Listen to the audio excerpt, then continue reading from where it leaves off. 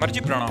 मर्जी, जब हमें गुस्सा आता है, ईर्ष्या होती है या मन दुखी होता है तो सबसे पहले मन में नकारात्मक विचार क्यों? नहीं, हमें पहले बताओ गुस्सा क्यों आता है। गुस्सा तब आता है कामा संजायते क्रोधा, क्रोधा स्मृति विभ्रमा, स्मृति भ्रंशात् बुद्धिनाशो बुद्धिनाशात् प्रणश्यति। जब हम ये कामना करते हैं कि ये ऐसे चले और वो नहीं चलता, कोई भी हो, तो गुस्सा आ जाता है। हमको ये सोचना है कि मुझे कैसे चलना है। जब मेरा बेटा गलत चल रहा हो तब मुझे कैसे चलना है। मेरी पत्नी जब प्रतिकूल चल रही तो मुझे कैसे चलना है। मुझे क्रोध नहीं लाना, बहुत प्यार से, बड़े गंभीरता से, धैर्य पूर्वक हमें समस्या का समाधान करना चाहिए। क्रोध से समस्या बढ़ती है, ना कि समस्या का समाधान होता है। जब हम गुस्सा करते हैं तब हमारे द्वारा कुछ ऐसा हो जाता है जिससे समाधान होने की जगह और हम फैल जाते हैं, प्रपंच में फंस जाते हैं। तो मुझे लगता है उस समय नाम जप करके हमको अपने अंदर की सोच को ठीक करनी होगी। अगर हम अंदर की सोच को ठीक नहीं कर पाए तो जेल जितनी भरी है वो सब इसी में भरी है, काम में या क्रोध में या व्यभिचार में फंसा या हिंसा में फंसा, चोरी में फंसा, इसी में जेल भरी हुई। गुस्सा नहीं संभली, आगे कुछ गलत कर दिया, जेल भोगना पड़ेगा। तो हमें लगता है हम उस समय अपनी सोच को कंट्रोल कर सके, उसके लिए भगवान का भजन है। भगवान के भजन में बहुत बड़ी सामर्थ है, बड़ी सामर्थ है। और सामने वाले का परिवर्तन क्रोध से नहीं होता, हमारी नम्रता और विनम्रता और सहनशीलता से होता है।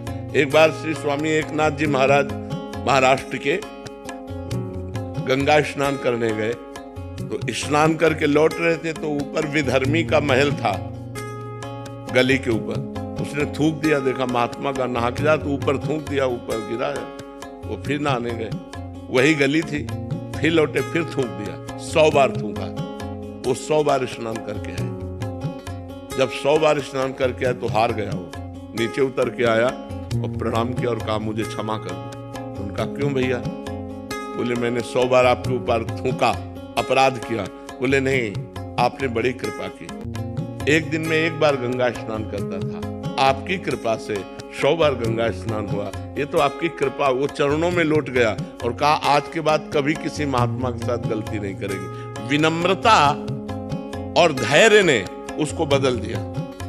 अगर उसी समय गाली देते तो शायद और थूकता और गुस्सा करता या और विपरीत चला जाता, लेकिन वो कुछ नहीं बोले तो उसका सुधार हो गया। विनम्रता और धैर्य से यदि हम अपनी सोच को कंट्रोल में रखें तो हम किसी का भी सुधार कर सकते हैं। गुस्सा से सुधार नहीं होता, गुस्सा से और हानि हो जाती है सुधार की गुंजाइश ने। जैसे छोटे छोटे बालकों को आप बार बार प्रताड़ित करते रहें तो उनके अंदर आपके प्रति जो अश्रद्धा पैदा होगी, जब वो जवान होंगे तब वो आपका अनादर करेंगे कि ये बहुत दुष्ट हमारे साथ ऐसा ऐसा करता रहा। तो हमें लगता है बच्चों को प्यार से समझाने की कोशिश करें, दुलार से समझाने की कोशिश करें। ज्यादा क्रोध का प्रयोग ठीक नहीं है। हर जगह क्रोध का प्रयोग करने से हानि ही हो जाती है। क्रोध से आज तक किसी को लाभ नहीं प्राप्त हुआ है। ये विचार करके हम अपनी सोच को भगवान से जोड़ करके, भगवान के नाम से जोड़ करके पवित्र आचरण करें। जब सामने वाला क्रोध कर रहा हो तो हमें गंभीरता पूर्वक विचार करना चाहिए कि अब हम क्या उत्तर दें, हम कैसे चलें। अगर उस समय में कुछ समझ में नहीं आ रहा तो हम वहां से हट जाएं। थोड़ी देर बाद हमारी बुद्धि काम करने लगेगी, तब हम देख लेंगे अभी बुद्धि काम नहीं कर रही, अभी क्रोधावेश आ रहा है, तो हट जाना चाहिए, सामने से चले जाना चाहिए।